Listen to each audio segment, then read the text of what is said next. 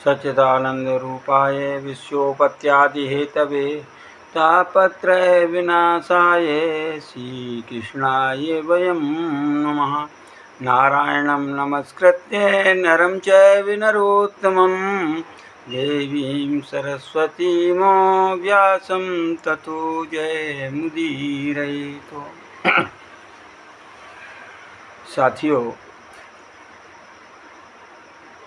आज वीडियो में थोड़ा समय लग जाएगा, आप हमें क्षमा करेंगे सब लोग। मैं आपको अपना साथी मानता हूँ। मैंने पहले भी कहा, आज भी कहता हूँ। जैसे ग्रामीण गांव में, शहरों में लोग एक उम्र के आकर के जो है कुछ देर बैठते हैं, चर्चा करते हैं, बस मैं वही चर्चा आप लोगों से करता हूँ।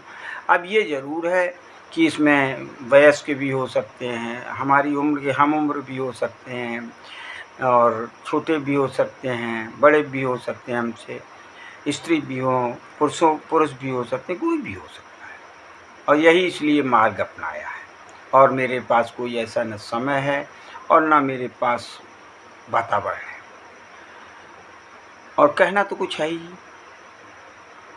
मैं बराबर कहता हूँ कि मेरा कोई, और इसलिए बार बार कहता हूँ, कोई बात यदि आपको नहीं मिले या दोहराई जाए तो आप ये समझ लीजिए कि किसी की न किसी गतिविधि के कारण ये हमने कहा है, नहीं तो मैं व्यर्थ में कोई बात नहीं करता हूँ।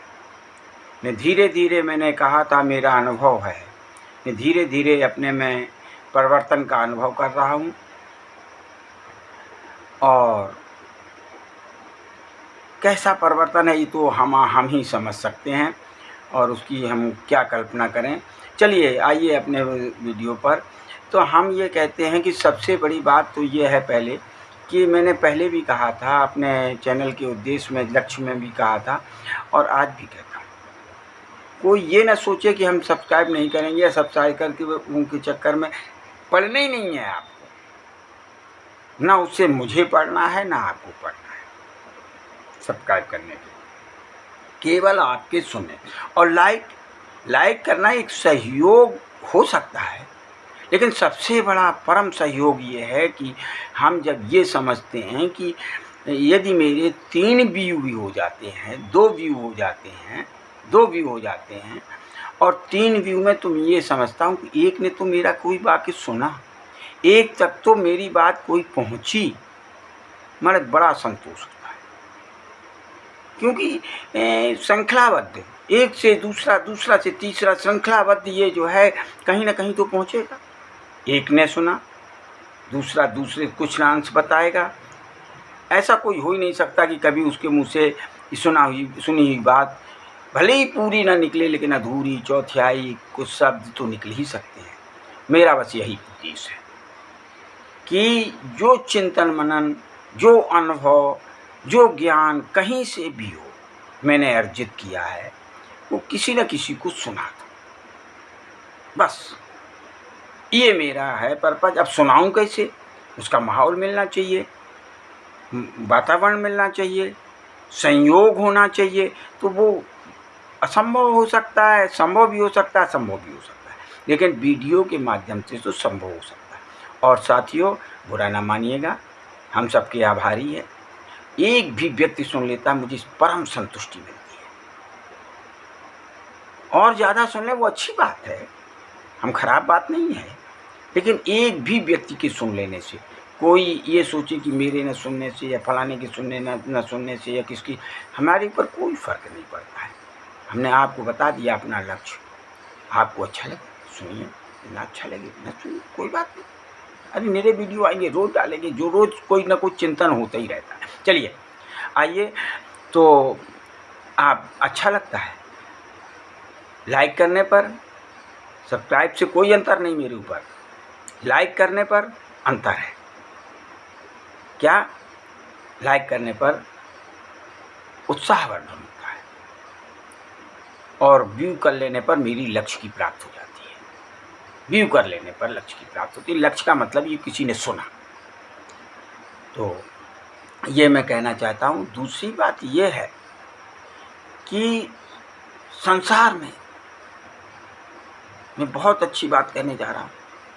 मैं जिस मार्ग का अनुयायी हूँ और जो सोचता हूँ, चिंतन करता हूँ, लोग संन्यास में ज़्यादातर वैराग्य की बात करते हैं। वैराग्य मैं भी करता हूँ कि भक्ति से ज्ञान और ज्ञान वैराग्य उत्पन्न होगा और सेवा भाव उत्पन्न होगा। ज्ञान हुआ, सेवा भाव उत्पन्न हुआ। सेवा भाव करते करते मेरे अंदर जो है भक्ति हुई, ज्ञान हुआ, ज्ञान से सेवा भाव और वैराग्य उत्पन्न होता है। ये आप अच्छी तरह से समझ लीजिए। तो मैं भी यही कहता हूँ, सेवा भाव उत्पन्न होना चाहिए। और सेवा भाव उत्पन्न हो जाए तो समझ लीजिए कि आपके अंदर भक्ति बड़े प्रवाह से आ रही है। भक्ति आपके अंदर स्वतः आ रही है जब सेवा भाव। और कैसा सेवा भाव, बिल्कुल स्पष्ट करता हूँ, निस्वार्थ। और स्वार्थ पहले जज करिए, बाज करिए ऐसा कि ये सेवा हो रही है, ये स्वार्थवश हो रही है, निस्वार्थ हो रही है। स्वार्थवश स्वार्थ लाग करहीं सब प्रीति। तो स्वार्थवश यदि हो रही है तो वो निरर्थक, उसका कोई माने नहीं रखता है, उसका कोई माने नहीं है। और जो निस्वार्थ हो रही है तो समझ लीजिए कि इसके अंदर भक्ति का समावेश है, या भक्ति इसके अंदर बैठी हुई है। और भक्ति अपने पुत्रों को जन्म देगी, ज्ञान भी होगा, वैराग्य भी होगा, और से मोक्ष भी प्राप्त होगा। तो हमारा ये मतलब नहीं है कि आप कपड़े रंग लीजिए, ये मतलब नहीं आप घर से निकल जाइए। मैं इसका प्रेरक हूँ, मैं इस बात को कहना वाला हूँ और इसी का प्रवर्तक हूँ। घर में रहिए, कपड़े जैसे पहनते, जैसे रुचकर हों। वैराग हो गया है तो कम कपड़े पहनिए, अपना 2 कपड़े में काम चलाइए, लेकिन घर में रहिए। और घर में देखिए, कर्म तो करना ही पड़ेगा। आप वैराग लेंगे, संन्यास ले लेंगे, एकांत में रहेंगे, तब भी आपको कर्म करना पड़ेगा। जो नित्य नैमित्तिक कर्म वो करने पड़ेंगे, और यहाँ भी नित्य नैमित्तिक कर्म करने पड़ेंगे। और वैराग्य के बाद फिर गृहस्थ में आपने घर का सहारा लिया तो ये समझ लीजिए वो तो गड़बड़ है, फिर अच्छा नहीं है। तो घर का सहारा तो, और जब अंग शिथिल हो जाते तो किसी न किसी का तो सहारा ही है। या तो शिष्यों का सहारा लीजिए या घर का सहारा लीजिए। हाँ, श्रीमद् भागवत में आया है कि न चक्रवर्ती राजा को सुख है, मैंने शायद बताया हो पहले, और न किसी राजा को सुख है, न चक्रवर्ती राजा को सुख है। इंद्र को भी सुख नहीं बताया। किसको सुख हुआ है? मुनि एकांत जीवना। एक मुनि जो एकांत में निवास करता है उसको सुख बताया गया। हाँ, एकांत में निवास करिए, मैं मना नहीं करता हूँ। चिंतन तो जो है वो एकांत में ही हो सकता है, भजन है वो एकांत में भी अच्छा होता है। लेकिन जब आप परिपक्व हो जाएंगे तो भजन चलते फिरते भी होता रहता है। तो पहले चिंतन चिंतन एक वास्तविकता, चिंतन और ध्यान वो एकांत का ही है। आप ध्यान कर रहे हैं, एकांत का है, चिंतन एकांत का है। तो इस एकांत की और चिंतन की और एकाग्रता की एक कहानी हम आपको कल सुनाएंगे। एक बाण वाले की कहानी है, तो मैं वो कहानी वो सुनाऊंगा। लेकिन आज कहने के लिए बहुत कुछ है, इसलिए जो है इसे आगे बढ़ा रहे हैं। तो ये एकांत का है। घर में भी एकांत मिल सकता है। एक कमरे में बैठ जाइए, अपनी ध्यान करिए, अपना चिंतन करिए और घर में भी रहिए। वस्त्र को बदल लेने के बाद पुनः वही वस्त्र धारण कर लेना बहुत गलत बात, अच्छी बात नहीं। तो अब आपको कर्म करना पड़ेगा। मैंने पहले अभी हाल बताया, तो कर्म घर में ही करिए। लेकिन मन, ये हृदय, मैं हृदय की बात करता हूँ, ये हृदय कहाँ रखिए? ये वहीं रखिए जहाँ लक्ष्य की है, जहाँ लक्ष्य निश्चित किया है। और मानव धर्म का लक्ष्य क्या है मैं पीछे बता चुका हूँ, ईश्वर की प्राप्ति। और ये भी कह चुका हूँ, धर्म और कर्म का भेद बताया। कर्म क्या है? आपका कर्म ही, निहित कर्म ही धर्म है। तो धर्म और कर्म ये किसके लिए होना चाहिए? मोक्ष के लिए होना चाहिए, उस ईश्वर की प्राप्ति के लिए होना चाहिए। हमारे श्रीमद् भागवत का द्वितीय स्कंद, प्रथम स्कंद का द्वितीय अध्याय ये कहता है 9वें नंबर श्लोक में कि जो है धर्म जो है या कर्म जो है वो ईश्वर की प्राप्ति के लिए होना चाहिए, धनोपार्जन के लिए नहीं कि हम कमा कमा के धन इकट्ठा करें। फिर से इसको दोहरा दें हम कि धर्म हमारा कर्म केवल किसके लिए होना चाहिए, वो जो है मोक्ष प्राप्ति के लिए, मुक्ति के लिए, ईश्वर प्राप्ति के लिए होना चाहिए। और अर्थ किसके लिए, मान लीजिए हमने दो बातें कह रहे हैं, धर्म और अर्थ। हमने पहले कहा धर्म जो है अर्थोपार्जन के लिए नहीं है, लेकिन भाग्यवशात पूर्वजन्म के कर्मानुसार दैवीय शक्तियों के द्वारा यदि हमें धन की प्राप्ति हो जाती है, यदि मेरे पास जीवन निर्वाह के बाद भी कुछ धन हमारे पास बचता है, तो धर्म की गति किसके लिए सही है? वैसे तो कहा दान के लिए, लेकिन हम सच्चा धर्म का मतलब किसके लिए धन जब मानते, धर्म के लिए। जो संसार में धर्म है, जो हमारी सेवा भाव उत्पन्न हुआ है, ज्ञान और वैराग्य से जो मेरे अंदर निस्वार्थ सेवा भाव पैदा हुआ है, उस सेवा भाव के लिए, धर्म के लिए धन होना चाहिए।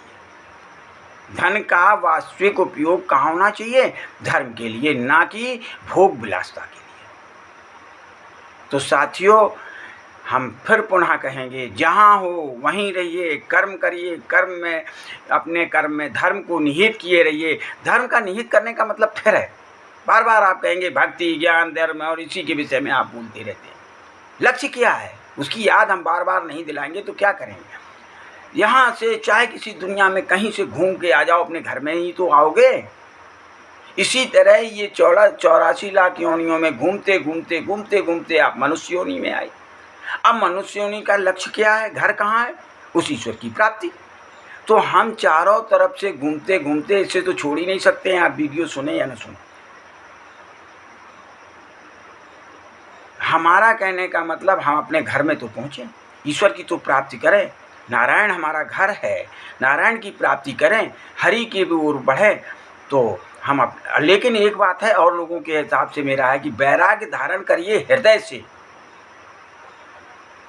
दिखावा नहीं होना चाहिए कि हम वैरागी हैं। हम सब कुछ करते हुए कमल की भांति अपने मन में वैराग्य लाएं। बस मुख जड़िए, हम रोजाना बोलेंगे, वो सब कुछ कहेंगे, लेकिन वास्तविकता ये है कि हमारा चाहे धर्म हो, चाहे कर्म हो, चाहे कुछ भी हो, शारीरिक क्रियाएं जितनी भी हैं, उनमें हमारे में ज्ञान और वैराग्य दिखाई देना चाहिए। मतलब अंतः रूप से, अंतःकरण रूप से दिखाई देना चाहिए। और उसका लक्ष्य ही है ईश्वर प्राप्ति।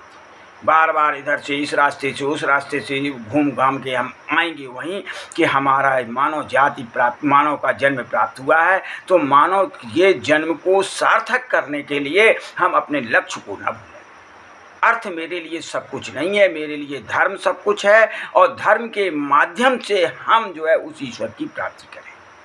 और यदि अर्थ भी है तो धर्म में के कार्यों में लगाते हुए, वो कर्म करते हुए, गुरु की आज्ञा का पालन करते हुए, और हम ईश्वर की प्राप्ति करें। अब विभिन्न लोगों का, आज वीडियो थोड़ा बड़ा हो रहा है, अब विभिन्न लोगों के द्वारा ये मंत्र ऐसा कर देगा, ये धन देगा, ये वांछा सिद्धि देगा, ये करे, ये सब कुछ नहीं।